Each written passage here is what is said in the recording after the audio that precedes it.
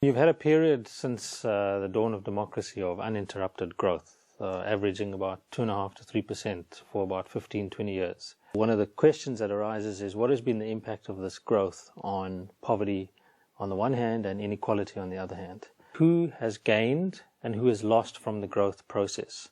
And one simple way to think about it is, have the poor gained relative to the rich, or have the rich gained relative to the poor, despite this economy growing? We use this tool, which has been used internationally, called the growth incidence curve, to measure this. The graph on the horizontal axis shows the poorest to the richest individuals, right? The vertical axis gives you a measure of your change in income over a specified time period. If the poor's income changes by the same amount as the income of the rich, that graph should be a straight line, right? But if the poor's income has gained or has increased by more than the rich, that graph is downward sloping.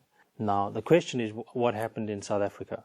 In the South African context, you've got a story which goes as follows, that the growth process since 1994 delivered huge gains to the rich in the forms of in the form of incomes from profits, interest income, wage income, and so on.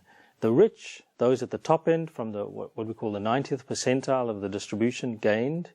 The state then used the revenue, right, from that income to finance social grants at the bottom end of the distribution to the poor. That's the old age pension, the child support grant, and so on. That increases the income of the ultra poor, those in the 30th percentile of the distribution and below.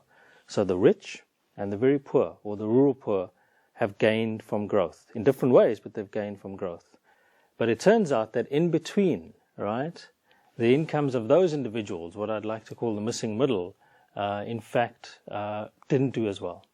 In the middle are those who are neither grant recipients or highly skilled or highly educated, and those are the missing middle who've actually lost from growth, and their incomes haven't grown by as much as the ultra poor or the ultra rich.